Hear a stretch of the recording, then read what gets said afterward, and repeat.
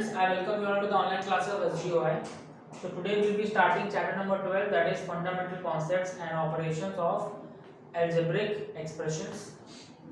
You have been studying algebra from class 6, that means you have studied this in class 6 and 7th as well.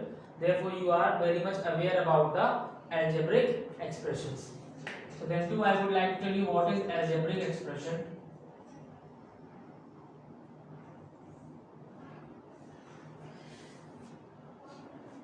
Algebraic expression is the combination of the variables, usually English alphabets, which have one or more than one values. That means algebraic expressions वो expressions होते हैं जिसमें कि हम लोग constants और variables दोनों को यूज करके एक इक्वेशन या एक्सप्रेशन क्रिएट करते हैं जहां पे x के बदले आप एक से ज्यादा वैल्यूज का यूज कर सकते हो. That means the variable have more than one answer. एक वेरिएबल का एक से ज्यादा आंसर हो सकता है. That means if you are writing an expression it could be 2x² plus 5 and here you can clearly see we can put the values of x either 1, either 2, either 3, either 4 or 5 or so on and we will get a different value all the times, है ना. x के बदले आप 1 रखो, 2 रखो, 3 रखो या कुछ भी रखो, हर बार आपको एक नया वैल्यू मिलेगा. दैट मींस हम इसीलिए बोल सकते हैं N algebraic expression have different solutions by putting the different values. ठीक है, चलिए next thing is in algebraic expressions there are two things. First is constant and second is variable and third is coefficient as well. Coefficient, okay. So what is constant, what is variable and what is coefficient, you should understand that. Suppose we have taken an algebraic expression 2x² plus 5, then this x is a variable. कोई भी alphabet या special character अगर किसी भी algebraic expression में use हो रहा है तो इसको हम लोग बोलते हैं this is a variable. Why? Because इसकी वैल्यूज को चेंज करने से पूरे एक्सप्रेशन की वैल्यू चेंज हो जाती है. इसका मतलब x कैसा टर्म है, it is a variable term. You can change the values of x and anything which can change is termed to be as variable.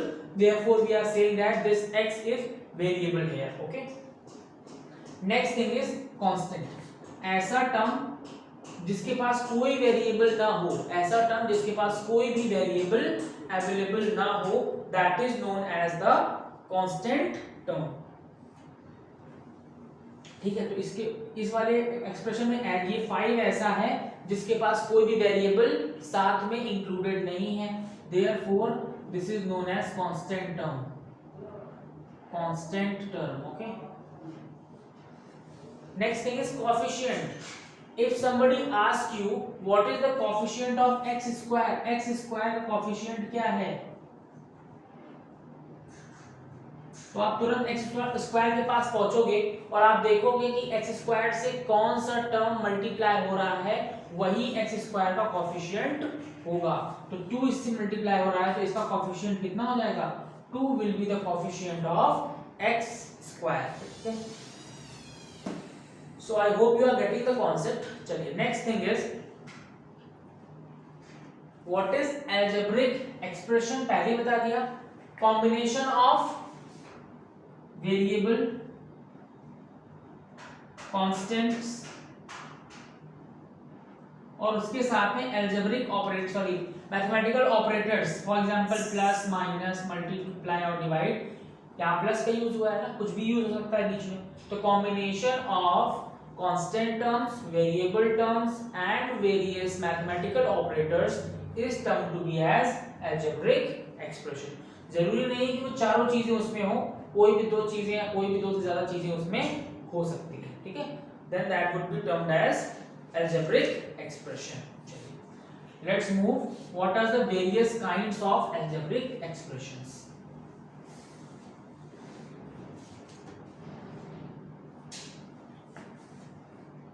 Various types of algebraic expressions.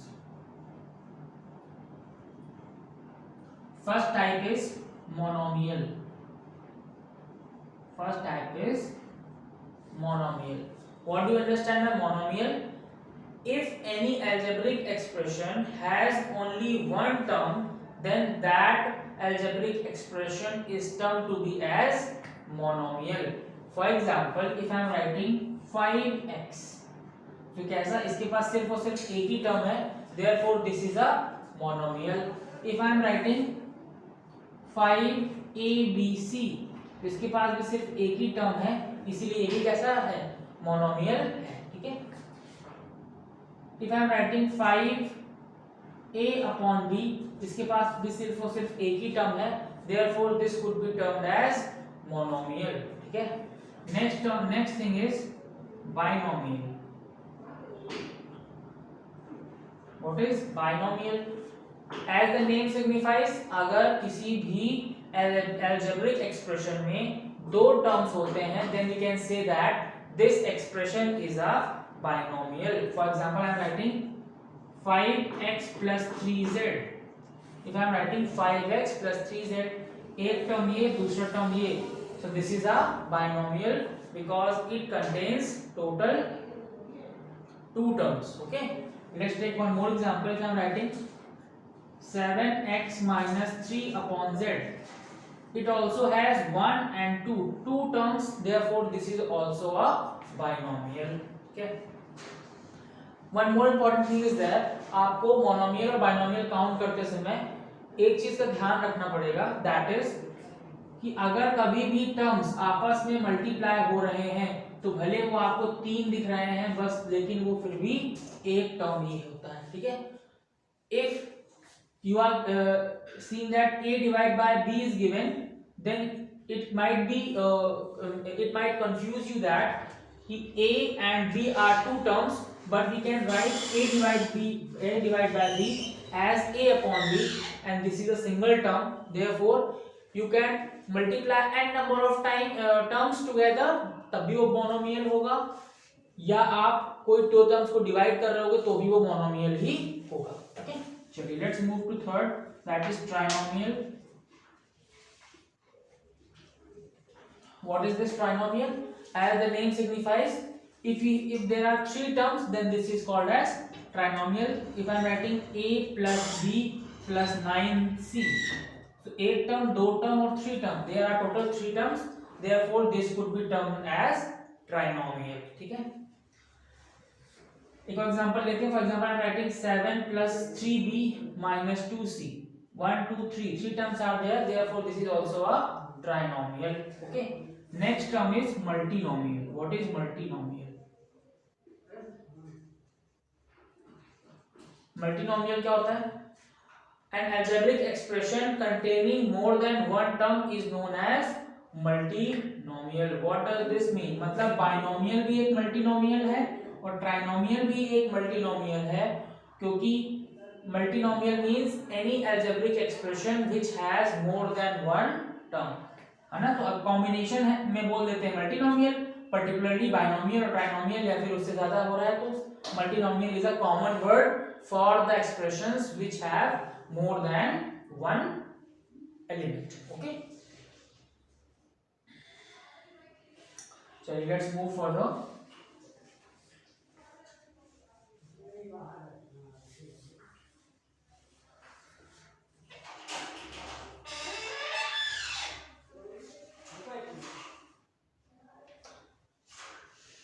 Constant term क्या होता है मैंने पहले बता दिया आपको. Coefficients क्या होते हैं वो भी मैंने बता दिया आपको. Then comes like terms. What are like terms? Like terms क्या होते हैं? Terms having the same literal coefficients are like terms, otherwise they are unlike terms. Simple language अगर समझे, ऐसे एक्सप्रेशंस, ऐसे elements, we can write elements which have same variables. और variables कैसे same होनी चाहिए? With power. विद पावर का मतलब क्या है अभी बताता हूं आपको. ठीक है. सपोज मैंने लिखा 7x और यहां मैंने लिखा 7x स्क्वायर. ठीक है. Here I have written 7x या 7 यहाँ हटा दो, यहाँ लिख दो 2x squared, that doesn't matter, ठीक है. In one side I have written 7x and on the other side I have written 2x square. और अब आपको चेक करना है कि क्या ये दोनों टर्म्स लाइक टर्म्स हैं कि नहीं. तो वेरिएबल x यहाँ पे भी है और वेरिएबल x यहाँ पे भी है, तो आप बोल सकते हो कि लाइक टर्म्स हैं. नहीं, मैंने ब्रैकेट में लिखा कि पावर ही वेरिएबल्स की सेम होनी चाहिए. दैट मींस अगर यहाँ पे x स्क्वायर है तो यहाँ पे भी x स्क्वायर होना चाहिए, और यहाँ पे भी अगर इधर ऐसा हो कि दोनों में पावर 2 हो या फिर ऐसा हो कि दोनों में पावर 1 हो, तभी ये दोनों लाइक टर्म्स हो सकते हैं. तो यहाँ पे हम बोल देंगे ये दोनों दे आर अनलाइक टर्म्स. ठीक है. Let's take one more example. If I am writing BCA and here I am writing CAB, and now you have to decide whether both of these terms are like or not. Then you have to look at the variables. A is there, B is there and C is there. यहाँ पे भी A is there, B is there and C is there. उसके बाद powers check करेंगे, इसमें भी 1 1 और 1 1 1 और 1. इसका मतलब है ये दोनों लाइक टर्म्स हैं. ऑर्डर मैटर नहीं करता, ऑर्डर कुछ भी हो सकता है, लेकिन अगर तीनों वेरिएबल सेम है और उनकी पावर भी सेम है, then we can say that these two elements are like terms. तो इसको बोलेंगे they are like terms. ठीक है. Let's take one more example. If I say 5a square BC और यहाँ लिखता हूं मैं 7bca square. ठीक है. And now you have to check whether they are like terms or not. सबसे पहला कंफ्यूजन आपको ये दूर करना है कि कांस्टेंट टर्म से कोई फर्क नहीं पड़ता. जो भी कांस्टेंट इनके बगल में लिखा है उसके इक्वल होने ना होने से कोई फर्क नहीं पड़ता. We have to just look at the variables and their powers. तो एक टर्म है यहाँ पे c पे पावर 1 है, यहाँ पे भी c पे पावर 1 है, b पे पावर 1 है, b पे 1 है, a पे 2 और a पे 2 है. Therefore we can say that ये दोनों कैसे टर्म है, लाइक टर्म्स हैं. ठीक है. They are also called as like terms. Let's take one more example. If I am writing a 5a upon b square and here I am writing 2a b square. Okay. If I have written 5a upon b square and here I have written 2ab square, तब आपको check करना है कि क्या ये like terms हैं कि नहीं. आप बोलोगे चलिए कांस्टेंट टर्म से तो फर्क नहीं पड़ता है, कोई बात नहीं. यहाँ पे भी a है, यहाँ पे भी a अवेलेबल है, यहाँ b स्क्वायर, यहाँ b स्क्वायर है, तो लाइक टर्म्स होने चाहिए. नो, व्हाई लाइक टर्म्स नहीं होंगे? व्हाई? बिकॉज यहाँ पे जो b स्क्वायर है वो डिनोमिनेटर में है और यहाँ पे जो b स्क्वायर है वो न्यूमरेटर में है, इसीलिए हम बोल देंगे देयरफॉर ये दोनों टर्म्स हैं वो लाइक नहीं है. That means they are unlike.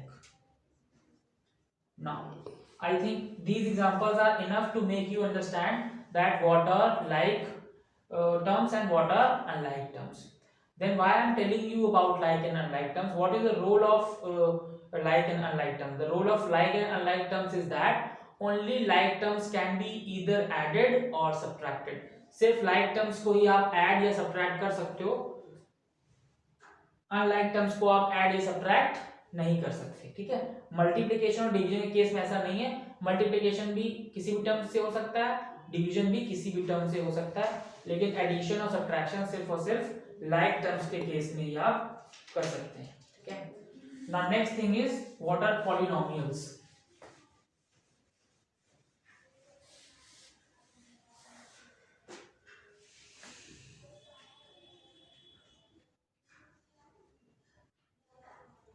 What are polynomials? तो पॉलिनोमियल्स अगर सिंपल लैंग्वेज में बताऊं तो polynomial is an algebraic expression with non negative variable power. ऐसा अलजेब्रिक एक्सप्रेशन जिसमें कि वेरिएबल में कोई भी नेगेटिव पावर नहीं होनी चाहिए.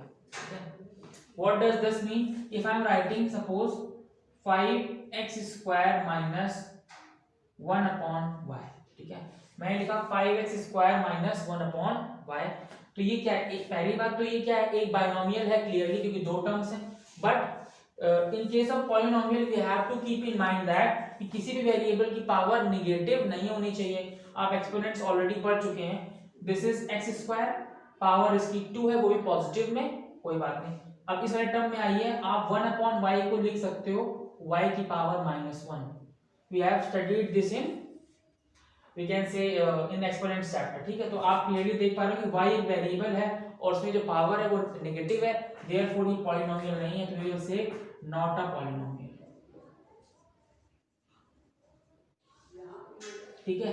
या तो फिर आप सिंपल लैंग्वेज में भी देख सकते हो, अगर कभी भी कोई वेरिएबल डिनोमिनेटर में लिखा हुआ है तो वो जो एक्सप्रेशन है वो कभी भी पॉलिनोमियल नहीं हो सकती है, ठीक है ना।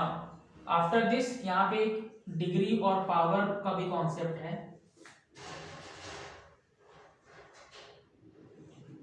अगर कोई एल्जेब्रिक एक्सप्रेशन पॉलिनोमियल नहीं है तो उसकी ना ही डिग्री होगी और ना ही कोई पावर होगी, ठीक है।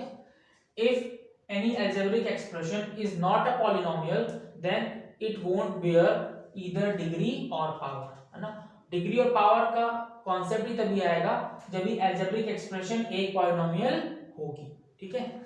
चलिए let's take some examples. Like first example is 7a square a cube minus a square minus 5a plus 3 minus 5a plus 3. Now the question is being asked that it tell us the degree of this polynomial. इस polynomial की आपको degree बतानी है, तो first of all आपको ये check करना पड़ेगा कि ये polynomial है भी कि नहीं। तो for checking that you should look at the powers.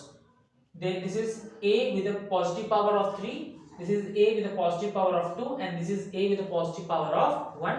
Therefore you can clearly see there is no negative power, hence this is a polynomial.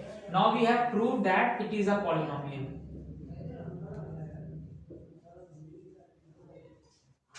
And since we have proved that this is a polynomial, now it's the time of telling what is the degree of this polynomial. And for the degree you are required to check the highest power in the variable. किसी भी variable पे highest power जो होती है that is known as the degree of that polynomial. This a has power 1, this a has power 2, and this a has power 3. So you can clearly see that the maximum power is 3. Therefore the degree of this polynomial will be equal to 3. तो इस polynomial की degree कितनी होगी? 3 is the degree of this polynomial, ठीक है। ये तो एक एक्सप्रेशन था सिंगल वेरिएबल में। कभी कभी जो एक्सप्रेशन होता है वो 2 वेरिएबल या फिर 3 वेरिएबल्स में भी होता है, तो उस केस में हम डिग्री कैसे फाइंड आउट करेंगे, let's see that also. Let's take one more example. It is given